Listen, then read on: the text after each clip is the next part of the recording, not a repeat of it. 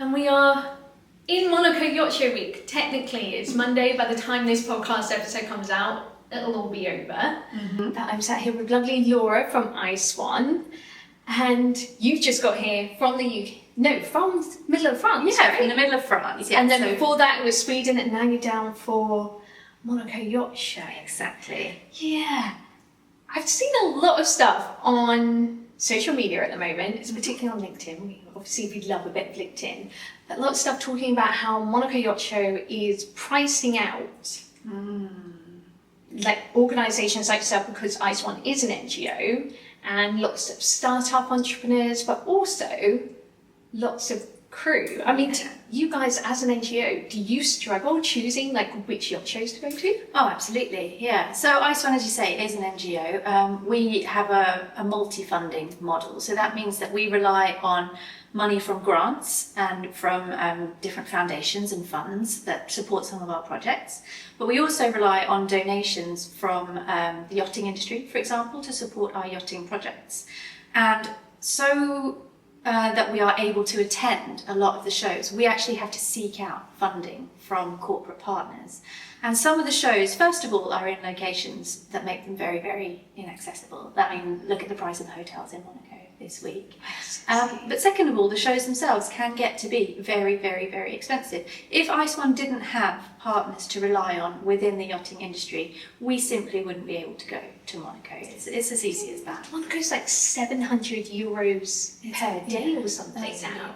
I mean, obviously I'm very lucky because I belong to a large company, but then I think about obviously the circles that we run in around Crew Welfare. There's a lot of independent suppliers out there. There's a lot of charitable partners out there.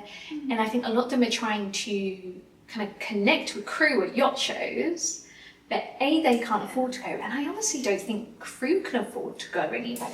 Yeah, I think that's probably true. I mean, I haven't actively spoken to any crew and asked them the question, but to be honest, going to the Monaco Yacht Show as ISWAN, representing ISWAN, I'm not expecting to meet a lot of crew. Monaco is always a busy, busy show for crew, and my impression is, I mean, the first time I went to the Monaco Yacht Show was probably 10 years ago, if it wasn't a little bit more now. Let's not showing my age. Exactly. Never ask a lady, but I've definitely seen a change, I think, since the first time that I went, where I would see captains, I would see crew around the show, whereas now I feel that it's such a busy environment for the crew. They're so busy on board, actually getting off and being able to spend some time is hard. And then you're probably right that coming in from the exterior, if you've not got a company that can support you and get you into the show, I mean, if I was a job-seeking crew member, there would be no way that I would be able to pay that kind of ticket entry price. But it's not something that I ever really thought of, so it's a really interesting point to raise. And it's just been going and making its way round the social media universe. I mean, because this is Yacht Show season, we had Cannes last week. I'm going into Monaco now, then we'll start onto things like Super Yacht Forum, Met, and all of it's just becoming increasingly expensive. And my concern about it is that, we're starting to make these moves towards thinking about crew welfare, and we're starting to see more and more companies, like your Robertson, who are trying to open their doors to these independent companies. Networking is still how this industry works. And if you're not able to get there, how are you supposed to know? Because I became aware of ISWAN. I met Georgia at the Yacht Crew Retention Conference. Okay. Yep. 4 years ago? Georgia might have to correct me.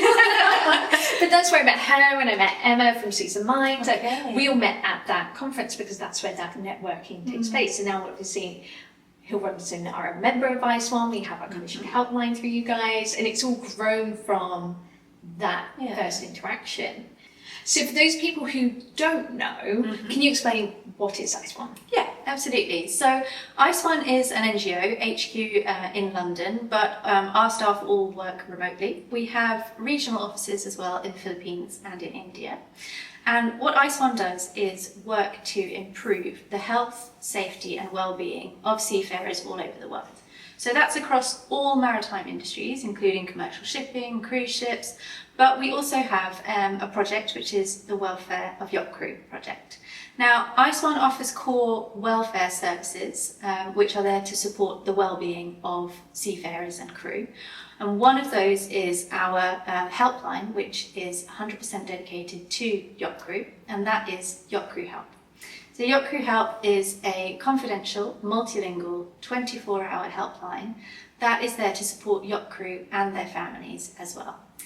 And what we do on the Welfare of Yacht Crew project, of which I am the project manager, is that we take insights from Yacht Crew Help, we listen to Yacht Crew, we listen as well to other industry sources of data, and we take away those challenges that Yacht Crew tell us that they're facing, and we use them to develop resources, campaigns, and also new welfare services such as helplines to address those challenges that crew tell us that they're facing at source, to try and make the yachting industry a nicer, healthier, happier place for yacht crew to work.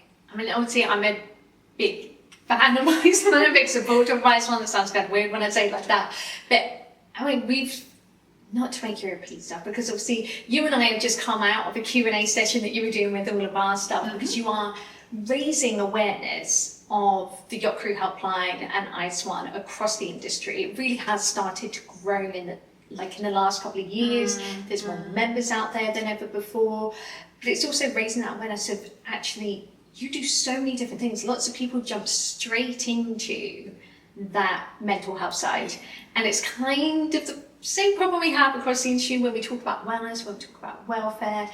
You know, people think straight away mental health, obviously an important factor, but there are so many other things that influence our welfare, and the Yacht Crew Helpline can help with, let's say, all those things. Hopefully. Absolutely. Maybe a bit too much to say. Yeah. The best way to think of it is that ISWAN actually takes a very holistic approach to crew well-being. And so that means that whilst mental health is definitely a part of that, the Yacht Crew Helpline is there to support people across a huge range of issues. Some of those will be mental health related, some of them will be related to well-being, to safety, but some of them may well be a practical concern as well. Somebody that needs guidance to help find a local seafarer centre, or somebody that can guide them with a practical question about their contract or a question about insurance. So the helpline is there for those kind of queries, and what we often find when we actually start to pick apart some of the cases that come into the helpline is that quite often a crew member who is coming to us with something like symptoms of stress, for example, or someone who's not sleeping well, when we start to dig down into those issues, they may well also be related to things that are going on at home, or to a practical question about finance or about investments. So all of these things all knit together to make a much bigger picture of what actually affects crew well-being and crew welfare on board. And ISWAN is there for, if at the end of the day you feel that you need someone to talk to about any of these things, a very small thing or a very big problem, the team are there to listen to you. I think it's absolutely amazing the work that you guys are doing. Obviously 24/7, 365 days a year, all sorts of different languages that are covered as well. And then on top of that, you're also putting out tons of resources, you're doing all sorts of research as well. And one of the bits of research that resources you guys have put out recently has been around allyship. Yeah. And I think it's such an interesting and important thing across the maritime industry, including yachting, is that kind of concept of supporting each other. We struggle as a management company. Yes, we are concerned with crew welfare, but we're not there. We're not on board, and it's a real struggle if you're trying to have a say or influence on a culture and not being there. It's really difficult. So I really see kind of management companies as being a key ally as for people on board, but they also should be allies for each other, which is what the allyship campaign is all about. Well, exactly, yeah. So the allyship campaign was born, it's part of a bigger project, which is called the SAFER project at ISWAN. That's SAIFA, stands for a safe and inclusive future for all seafarers. And allyship, the concept of allyship, the idea of being an ally to someone, is Seeing that somebody is perhaps a little bit in the minority. So a really, really obvious example is where you have an all-male crew and then you have one female seafarer. It's all about identifying that that person might be feeling a little bit left out, that perhaps culturally they're not being included, and making sure that behaviours on board are adapted, modified to be inclusive. Now, having worked on yachts myself, I know that you can quite often feel a little bit alone in a crowd. You might be the only female, you might be the only person of a certain nationality, you might be the oldest crew member on board or the youngest crew member on board.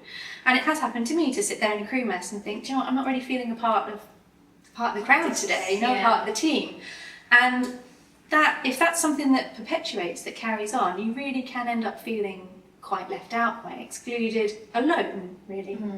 So the allyship guidance that ISWAN has put together is all about how to deal with different situations where somebody might be feeling excluded and how to bring them back in and make them feel included.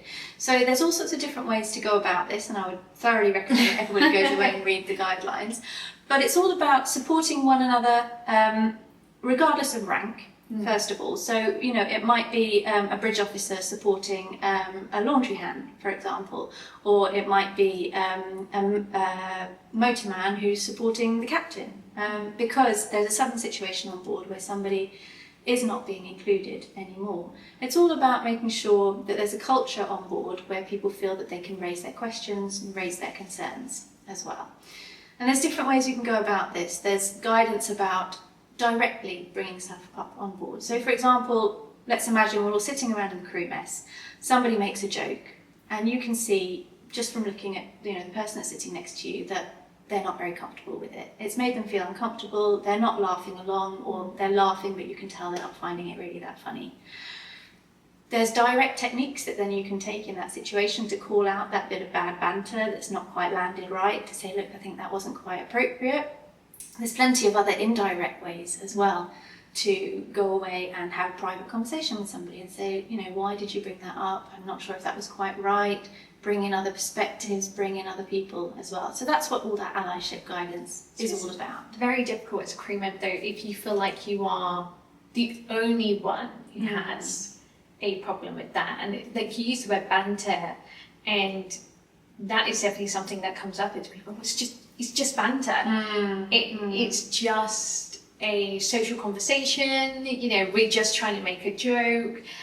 And it's really hard to kind of break down those barriers and say, actually, it is okay to not like that, to be offended by that, to not have it sit well. And it is okay to kind of call that out. Yeah. But I suppose there's a lot of fear for seafarers as well. If you feel like you're the only one, and then calling out is not feeling supported when it's called out as well. So I suppose, you know, part of that allyship as well, there's just, you know, recognising that there's another side to things, recognising that there is, you know, it is okay for someone to call it out. Whether you agree with it or not, you should be supporting that those people have those opinions. Absolutely, yeah, and it's all about perspective. So something that perhaps I might find funny, if I think about it from your point of view, perhaps that's something that you might not find particularly funny, or you actually might find quite hurtful, and vice versa. So I think when we're working together on board and living together on board, we can very quickly get into this kind of pressure cooker situation. We're spending all our time together as a crew. And it's important sometimes to take that little step back and just think, putting yourself in the other person's shoes. Am I respecting their space? Am I respecting the things that make them a different person? One of the things that I really enjoyed when I was working on yachts was how diverse the crews were that I was a part of. So we had all different nationalities, we had all different ages, and I really enjoyed getting to know the other crew members on board, hearing about where they'd come from, how they got into yachting. I mean, I love asking people how they got into yachting because there's no two stories the same. That makes for a wonderful place to work, and it can mean that we meet some extraordinary people in our careers. However, it can also very quickly lead to situations where there's a bit of a cultural misunderstanding, or somebody uses a word that another person will interpret in a different way. And I think that that's something that if we're all mindful of that when we're on board, it really can make a huge difference to making people feel included. And just putting yourself in someone else's shoes and thinking, how's my comment going to be received? that can make an absolute huge difference on the impact that your words are going to have on somebody. I suppose there's also that other side of it you said about people supporting each other without hierarchy. I suppose without those department boundaries as well, because you do end up, you create a little tribe within your environment, but we also have that situation on board where you do end up with more females in the interior departments and more men in the deck departments, and that kind of separation on a daily basis. And that allyship needs to kind of break past those barriers, and we need to be ready to call each other out, even if they are part of what I'm going to call your tribe. If they're part of your department, they're part of your tribe. When it comes to this, we need to actually be able to stand up and support each other. Yeah, I think that's very true. I think seeing the crew as a whole crew rather than engineers with engineers, deck with deck, and so on, is definitely a very, very healthy way to approach things. And as you say, breaking through, it does happen on a lot of boats that we get those kind of departmental divisions. Probably, I mean, I don't have much experience on the smaller boats, but I would imagine that it's more likely to happen on bigger boats. But I think it's so much more valuable if everybody starts to look at the people, at all the people that they have around them. That can make the experience so much more enjoyable for people. And ISWAN has also done a lot of research into social interaction. We very shortly have another report coming out about the importance of social interaction and the impact that that can make on crew well-being, crew's perception as well of their experience whilst living and working on board. So no spoilers, we'll get into that actually tell us on it. Okay, that's fine. Absolutely. But social interaction on board, socialising with one another, and by socialising I don't just mean going to the bar, I mean actually doing meaningful activities together, can make such a huge difference and can really help you to spot people who maybe aren't enjoying it as much as others on board, maybe do need a little bit of support, maybe could do with a conversation. So yeah, absolutely, I think that's a great point to raise about the different departments, about the different gender splits that we get on board as well. Yeah. Now, I remember being in some of the early meetings about the allyship program, because you were collecting all these different thoughts, opinions, and ideas. And one of the things that came up in one of the very first initial conversations was the images that were being used, which were very maritime commercial shipping and not as much yachting. And we laughed about the fact that getting pictures of Yacht Crew is very hard because most of them aren't allowed to have pictures. But ISWAN originally was involved in merchant and commercial shipping and has since moved into working with Yacht Crew. But I know it's been hard for some people to kind of adopt ISWAN into their world, because we always kind of separate yachting a bit. But there's lots of things that are happening within the maritime sectors that could be adopted. Oh, absolutely. Yeah, absolutely. So ISWAN's history is that ISWAN has worked for many, many years working for all seafarers, and a lot of our projects really are aimed at improving the well-being of seafarers across all of the maritime industry. That does mean that ISWAN has a great deal of experience. And the reason why the sort of welfare of Yacht Crew project became quite separated out was because a few years ago a piece of research was carried out to try to understand why Yacht Crew were not using some of the support services that are out there to support all seafarers. One of those is, for example, a helpline which ISWAN runs, which is called Seafarer Help. So when this piece of research was carried out, plenty of things came out of it about the different issues that Yacht Crew experience and so on, but one of the key findings was that Yacht Crew just simply weren't identifying themselves as seafarers. And so a helpline that was called Seafarer Help, Yacht Crew just weren't even imagining that it was for them, and so they weren't using it.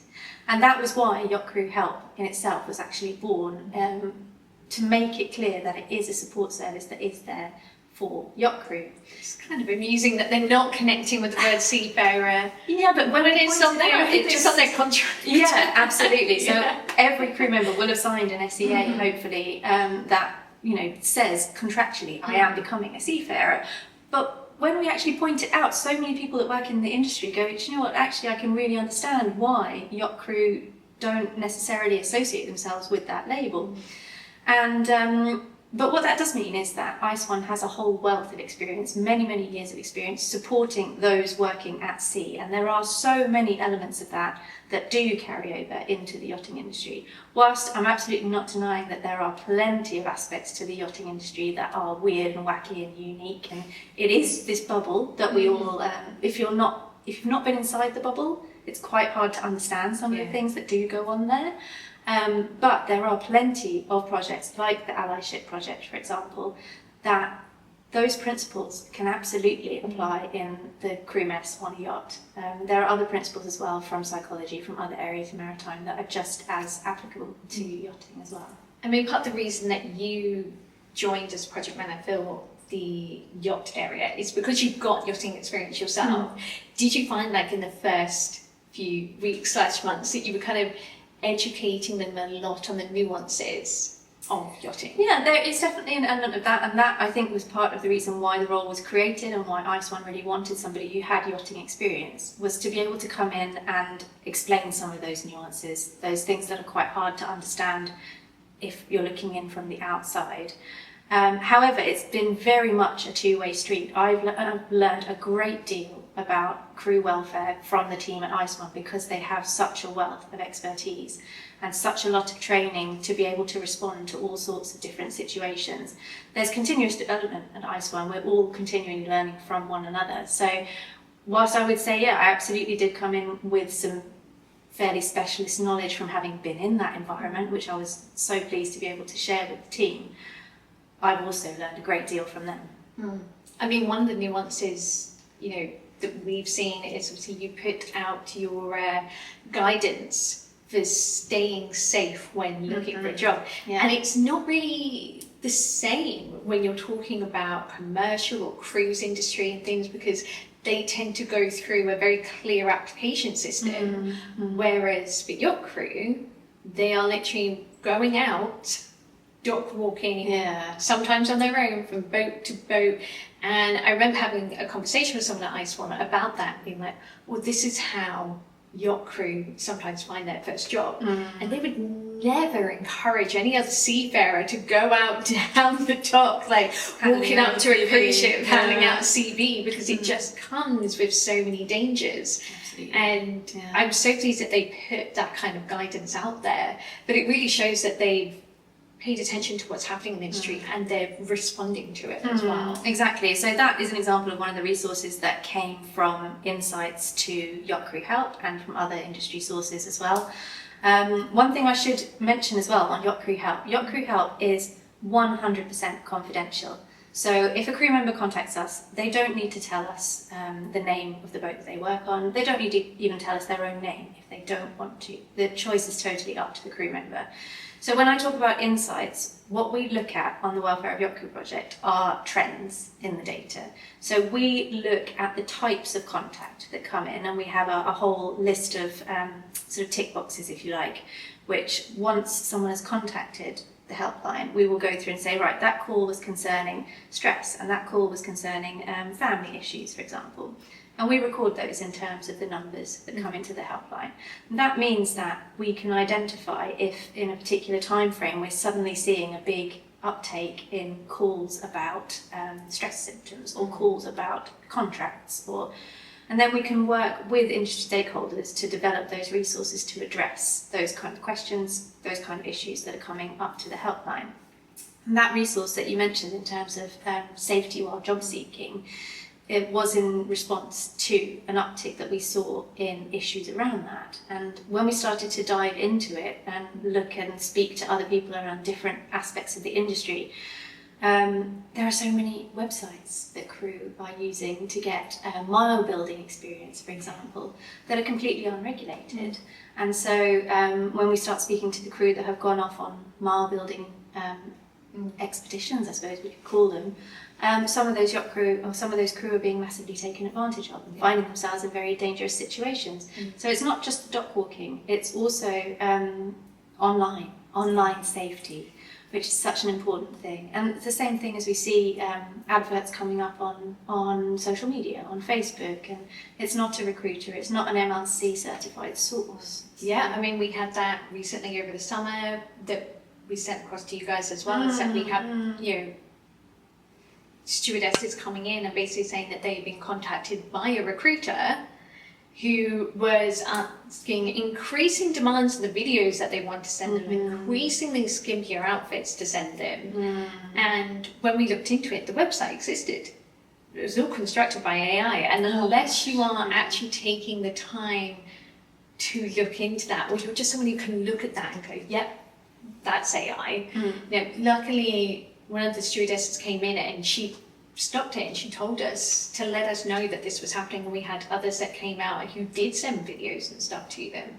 And I think it was great as an industry, when we got that information, we shared it with you, we shared it with the other recruiters who were in the area as well, and we're starting to really get this kind of community hub of giving each other that information and things. And you guys did something at Palmer this year as well. With your red flags and green flags, which I thought was great because it's also about educating Yacht Crew. Yeah, absolutely. I mean, the thing that we did in Palmer was that we had some, we pieced together some, it was a fake WhatsApp conversation actually, but it was based on things that either I knew anecdotally from speaking to friends or things that I'd seen on social media around recruiting into yachting. And it increasingly got creepier and creepier, this conversation that was between a fake recruiter and a fake crew member. And we gave everybody a little red flag that as soon as the conversation started to make them feel uncomfortable, we asked them to start waving the flag. And if something was a real deal breaker, I don't want to go any further, they had to raise it high in the air. I think one of my favourite things was the point at which they were asking for a photo of their feet. Photo of the feet. Yeah. Well, do you know what? I actually put that in as a bit of a comedy thing to get people laughing, kind of thing. So as the conversation escalated, one of the comments that came up was the recruiter said, "Right, you might be barefoot out on deck, so can you send me some pictures of your feet?" Yeah. And actually, as I said, I put that in for a bit of comedy value. But after delivering those sessions, I had multiple crew members come up to me and tell me that they had been asked to send pictures of their feet and pictures of their hands and things like that as part of a recruitment process. So the thing is all about setting your own boundaries. There may be some people who wouldn't think twice about sending pictures of their feet. It's not a big deal for them. For me personally, that would make me feel incredibly uncomfortable during a professional recruitment process. And it all kind of comes down to that industry thing that we're trying to change, because I can really appreciate the fact that we are a very visually inclined industry. You apply for a job shoreside, you do not have to put a picture of yourself on your CV. You do not have to say your age on your CV. This industry, you're putting a picture, you're putting an age, you're giving all sorts of information about yourself, and people are making judgments on you based on your appearance. I don't think that's something that we're necessarily completely going to move on from anytime soon. We've moved away from full body pictures to headshots, but that kind of thing is still happening. But the nice thing is that when we have people who are concerned, should I be sending this video, this picture of my feet, etc., that they have somewhere that they can reach out to. Yeah. And Yacht Crew Helpline is not just about that crisis point, it's also just those points, that kind of asking a little bit of advice, asking for help. And one of the things we always try to do on the podcast is, no matter what topic we're talking about, we always say, okay, if you're a yacht captain, if you're a HOD, if you're a crew member on board right now, what's your advice for that crew member? And actually, a lot of that can be, call the Yacht Crew Helpline. Yeah. Absolutely. And so as we mentioned earlier, we have plenty of resources to sort of tie up the knot on that conversation about seeking safety whilst job seeking. That resource is actually packed full of loads of information. So if there are people out listening to this podcast now and thinking, well, they've mentioned this, they've mentioned that, I'm not sure about the recruitment procedure, what does MLC mean? I'm pretty sure I heard that during my STCW and things. Because we all do, we all learn it, we learn what it stands for to answer the multiple choice question, but do we actually understand what MLC really means, what the implications are for me as a crew member? How does it get involved in my job seeking process. I would absolutely recommend people go away and have a look at that guide, because it really is packed full of lots and lots of information. But yeah, absolutely, Yacht Crew Help isn't just there in terms of you're actually reaching a crisis point and you really have nowhere else to turn. Yacht Crew Help can also be used, for example, to get guidance on a situation.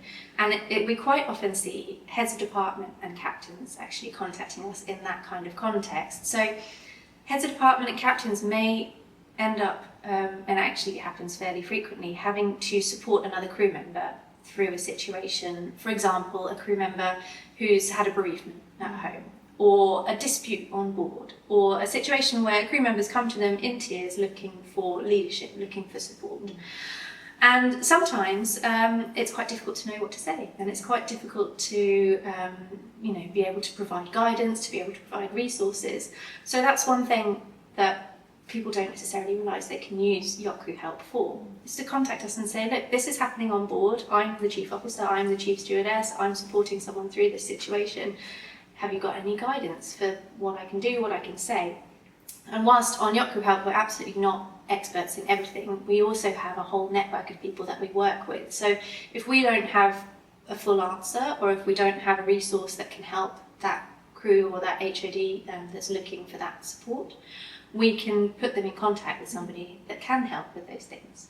So whilst captains and HODs can also contact Yacht Crew Help, of course, if they're struggling themselves, that is something that Yacht Crew Help can offer, is that extra level of support and guidance to help you help someone else through a situation. Absolutely amazing. And I think that's why I see it's such a key resource, and even a resource for yacht management companies. We really should be lifting this up, because one of the things that we spoke about all the way back in episode 1 with Nina is talking about wanting to be there to support the crew and being that kind of sounding board, continuous basis of a sounding board for the captain. But it's not just the captain on board who needs that, it's also the yacht crew. And one of the things we talk about with management is that we can't do everything. Like I try to say this as nicely as possible, but we can't do everything, because we need a certain amount of people with a certain amount of boats and crew. But what we should be able to do is open the door. It's open the door for that crew member to be able to get the support that they need.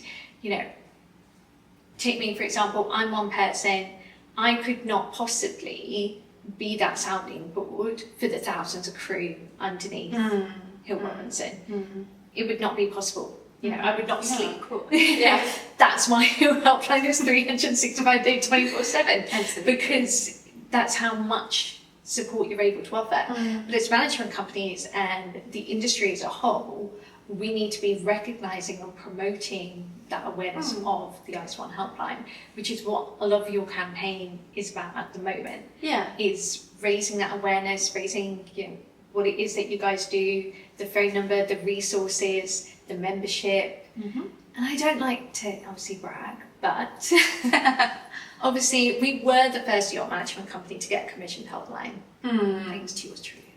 Well, maybe thanks to Georgia and Alan who were convinced me it was a good idea. But that's the kind of thing that you guys can do, is actually set up those commissioned helplines, so that as a yacht management company, I know we have a specific number. It's still completely confidential. We never know who has phoned from what boat. But what we do get access to is what you just said, is about those trends. So what we do know is that, okay, is there something within our fleet? We're getting more calls around contracts, for example. Okay, do we need to put some more information out there to clarify what's on the SCA, how to read your SCA? Exactly. Those tools are so important for yacht management companies and the industry as a whole, that I would just encourage as many yacht management companies, recruitment companies, whoever it is, to really get in contact with yourselves and see how those partnerships can work. Well, I really appreciate you raising that. There's kind of two points there that I'd like to pick up on. The first one being the Yacht Crew Help Awareness campaign that we're running currently. So we decided earlier on this year that we wanted to put together an organised, structured campaign around raising awareness for Yacht Crew Help as a support service. And this was mainly in response to the fact that we were going to yachting events and we walk around with the Yacht Crew Help details and we hand them out to crew. And there's plenty of crew that say to us, oh yeah, Yacht Crew Help, I've heard of you guys. And you know, maybe they say to us, oh, I've actually used it, or my friend has. But there's still a percentage of crew that we go up to and we hand them the details and they say, wow, you know, this is great, but I wish I'd known about this 6 months ago when this happened to me. Or I wish I could have told my friend about this before she quit yachting. And so the Yacht Crew Help Awareness campaign is really aiming to address and to speak to those people and to say, look, Yacht Crew Help is there. It's here for all crew, no matter what rank you are, wherever you are in the world. This is how to contact us, and this is what you can contact us about. So that campaign launched about a week ago, and we've had an absolutely brilliant response from the industry as a whole. Actually, so far it's been incredibly positive, and we're very, very grateful for the support that we've seen through that. And it's partly the reason why I'm here today speaking with you as well. So it's great to have that support from Hill Robinson. But as you rightly mentioned, Hill Robinson also have a commissioned helpline with us. And what we mean by a commissioned helpline is that Hill Robinson have funded a helpline through ISWAN that is dedicated to the crew working on Hill Robinson boats and also to supporting their families. That means that Hill Robinson gets a dedicated set of contact details, which is separate from Yacht Crew Help. And on the commissioned helplines, what we do is we set up kind of like a dialogue with the management companies, where we will come in and we will speak to the company to understand the company policies. So who's the DPA, you know, what are the grievance policies within the company, so that then the advice that we can offer to crew when they contact us with a question is a bit better informed. If something happens as well within the Hill Robinson fleet, there's an incident, you can inform us about it, and then we can know that if crew contact us with queries around it, they don't have to explain the whole thing to us again. We already know what's happened, and so we can offer that more informed advice as well. And as you say, Hill Robinson get back from that the trends from the data. So again, 100% confidential. Crew don't need to tell us their name. They don't need to tell us the name of the boat if they don't want to. But we can come back to Hill Robinson and let you know, okay, within the fleet we're seeing a lot of calls around bullying, for example. And then we can work with you to help address those issues within the fleet, to work it into your welfare policies. So ISWAN's been offering commissioned helplines for many years across the maritime sector within shipping companies and commercial shipping and so on. But Hill Robinson was the first management company to set one of these up, and so far it's been met with a great deal of enthusiasm, especially from the team here at Hill Robinson. It was great to have that Q&A session today and hear some of the feedback, to hear some of the questions, and to hear how keen the team are to go out and explain on board when you guys visit the boats as well, to say, look, these services exist. Why don't you use them? You know, if you're having a bad day, pick up the phone and talk to someone outside of the boat. It can make things so much easier. I think the conversation part is so important. You know, we talk about crew voice a lot, and crew need to have a voice within the industry. I think there can be a lot of frustration from them, like that they're not able to talk. And again, it's that separation. I'm on board, you're on shore. You're having a conversation together, and we're having a conversation together. But ISWAN really is trying to connect with crew and kind of open those doors. I know, looking back at the allyship campaign again, you opened up, you collected crew voices in order to inform that kind of research. So, I mean, we've said that advice for crew, call the Yacht Crew Helpline. But if you're somebody who's sat on board right now, and this is the first that you're hearing of ISWAN, this is the first that you're hearing of the Yacht Crew Helpline, and you think that it's a useful thing, what would your advice for those crew members be? My advice would be to go and have a look at our website, have a look at iswan.org.uk/Yacht Crew Help, and have a look at the different ways that you can contact the helpline. Because throughout this conversation we've been saying, call the helpline, call the helpline. But actually we have a phone number, of course we do, but we also have a live chat function on our website. We have a WhatsApp number, and we have an email service as well.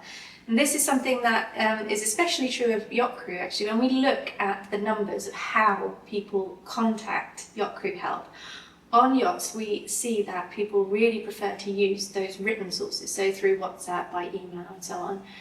Because as we all know, working on yachts, it can actually be very difficult to find somewhere to have a private phone call where you're not going to be interrupted, especially if you're in a shared cabin. I mean, if you want to have a very personal conversation, where do you go? What do you do? Do you go and lock yourself in the linen cupboard, but then someone still might come in and interrupt you when you're in the middle of a conversation? So ISWAN offers those written sources as well, ways to get in touch with us. Which is great, because I think most of our interactions happen through WhatsApp and Well, things now. nowadays, Yeah, they don't have a private phone call. No, to be honest, I Gone really are those call my mum now. days. Yeah. Phone booths don't even exist anymore. They're like tiny museums. Exactly, they've all got free books in there now, haven't they? Yeah. There will be people listening to this podcast who have no idea what a phone booth is. That's why. Oh, don't. That's upsetting. It makes me really sad. Yeah. Thank you so much for talking to us about ISWAN. Now I want to get to know a little bit about yourself. Okay. Yeah. So I do have a couple of questions for you. So the first one, now you were a purser. That's right. Previously. Yeah. If you were going to go back on board now, what position would it be? Would you still be a purser, or would you do something else? That's interesting. That's an interesting question. But to be honest, I actually do think I would go back and be a purser again. I loved being a purser. Absolutely loved it. It was, it's such a nice position to be in on board, because you get to speak to every crew member. And I think the best thing about being a purser was when new crew joined. Yeah. Because I would always be in contact with them, as soon as they've been recruited, arranging the flights, getting them to the boat, getting the contract signed and things. So you'd already set up a bit of a relationship. You might have spoken on the phone, you've definitely been on WhatsApp. But then on the first day, I would always get to sit down with every crew member and do an induction with them and run through, any questions they had about insurance and contracts and all these kind of things. And I just used to love that first interaction, getting to know new crew and helping them to settle in. And honestly, I don't think I would give that up for any other role. See, this is the thing. I've said before that I'd be a chef, because I can just lock myself in the galley. Make food, because I do love to cook. But somebody said to me the other day, that's a really stupid question, Kayleigh, you'd be a purser. And I was like, oh yeah, that probably makes sense. Yeah, I can probably see that, actually. That's probably very similar, to what I've done within HR, short size. But Yeah. also, there's also just part of me, I just want to make some cakes, okay? I totally get that, but I love cooking myself as well. But the idea of cooking in a galley that moves whilst you're at sea, that puts me off. I'm making my soup and it's sloshing, and I can't see myself doing it. Yeah, I think I'd need to be on a nice big boat with a nice big galley. I'm not going on any sailing yachts trying to cook in that tiny galley. I don't know, maybe have to try at least once. I mean, I know a few ex-chefs from sailing ships and stuff, and they've all got stories about looking at cupboard, trying to make souffles and stuff on board. I'm just like, no. So I want to be clear when I say chef. There's chefs and chefs. Put me on 100+ meter in a really nice galley With a whole team. limits. So it's a question: what is your top life hack? Ooh. Oh, I actually do have one. Okay. So do you ever have this thing where you have something that you need to do? You need to do the ironing or the hoovering or whatever, and you just think to yourself, do you know what, I just can't be bothered right now. And you sit down and you do something else. Pretty much every day. So years ago, I think I was even still at uni, I made a rule for myself that if that thought comes into my head where I just think to myself, do you know what, I just can't be bothered to do that right now, I have to do it. I make myself do it. So I've set this rule for myself as a kind of, it's self-discipline, really, I suppose, in a way. But if that thought comes into my head, I can't be bothered to do the ironing, then Laura's kind of reasonable voice takes over and says, right, you thought you can't be bothered, now you've got to go and do it. And that makes me so much more productive, and I get so much more done. And so often the thing where you just thought, I can't be bothered to do it, it's actually a 3-minute job in the end, and then it's done and you feel so much better. I mean, yes, and I do know somebody who also says that if you're very, very much in a space where you don't want to do something and find it difficult to get up, to count down and just say to yourself, right, I'm going to do it in 3, 2, 1, and then go step up and do it. Go. I think that's great advice, except when it comes to cleaning. I've had too many times about my cleaning situations on this podcast, but I also have a robot Hoover, so I don't need to worry about Actually, yeah, I must admit, I have a robot Hoover and a robot lawnmower as well. But a robot lawnmower. Yeah, it's a nice, brilliant invention. I can control it from my phone and things. But I actually do love cleaning. So it's a rubbish example to say, I have to force myself to clean, but there's plenty of other things I have to force. But there's also things that when it's like, oh God, I've got to do this email, I've got to do this meeting, this exactly. and that, and Make one a of phone them call. you just have to like, okay, no, Do it. Yeah, exactly. doing it. Yeah, it's like ripping off the plaster, isn't it? Yeah. So final question, if money was an issue and work wasn't an issue, where would you want to live the rest of your life? Oh gosh, that's a hard one. Because I've been to so many fabulous places. See, this is the key thing. Yacht Crew go to some incredible places. Really do, and so different as well. I mean, I've been to some fabulous off the beaten track sort of places where I would have said, I've been to places where it's a sort of atoll and there's just coconut trees and that sort of thing there. Absolutely loved it, absolutely wonderful experience. But to be honest, I think I would have to say, and this is a recent thing as well in the last few years, would probably be Scandinavia. I just love Scandinavia. I love it. I love it because you're so in contact with nature, and it's such a big part of the culture. And that was the way I was brought up. Yeah, so I grew up in the countryside in the UK. Yeah, absolutely beautiful. We were always outside. We had a garden, but mostly it was we'd just go off on a muddy hike and stuff like that. And there's probably, to be honest, my mum trying to get me and my dad out of the house because we're both quite energetic. But just going off and splashing about in puddles and stuff like that, I just love it. And it just feels like such a part of the culture in Scandinavia. I just feel like I can be like a little kid again there and just go out in my hiking boots and jump in all the puddles. So. And then obviously you get proper winter and stuff like that. I love the snow. Absolutely love the snow as well. I love it when it snows so much it comes over the top of your boots and stuff. That's just, to me, that's I love the sun as well, but I think that's the thing. Like a lot of times, I think with Yacht Crew, they say to me, "Well, I can't be too far from the sea because they miss the sea," and I do get that. Like if I'm away from the ocean for too long, and obviously living here, I live very close to the sea, but I also get those cravings for the wilderness and everything forest. Me and my husband very much love to travel, and for the last couple of years we've done like Hawaii and we've done Hong Kong recently, and that's been great. But now we kind of craving getting back to the wilderness. We did Iceland's one of our absolute favourite places we've ever been to, and I was thinking, would I want to live in that sort of environment? Like I could. At least Iceland is obviously an island, but I can't really go swim. I mean, you can. I did do the ice dunk and things, but I think I'd miss the ocean too much. Yeah, like being able to walk into the sea. Yeah. I mean, I spent 3 years of my life living on a sailboat, so I would get up in the morning and have my breakfast, swim, and things like that, and it was my own boat, so I absolutely loved that experience. And at the end of that, I thought I would never want to stray far from the sea, and at least have the sea air and things like that. But all that sort of changed a little bit with COVID, actually, as it did with so many of us, that really made us kind of revise our worldview, essentially. And I ended up locked down in, I was with my parents actually, which was ended up being really, really nice. But we were locked down in the middle of France, in the middle of the forest. And, we were able to go out and go for forest walks and things like that. And I think it just really made me kind of revise the way I see the world a little bit. Yeah, change my perspective a little bit. Yeah, that's beautiful. So there we go. Thank you so much for joining us. I really appreciate it. And obviously a reminder to all Yacht Crew out there, please go to the ISWAN website. Please do have a look around as well for information about the Yacht Crew helpline. It is there for you and it's there for your families as well. And then some final reminder, everybody, please do not forget to like, follow and share the podcast so that we can keep doing it. And I'll speak to you all soon. Well, I'll speak to other people who listen to me. Thank you, everyone.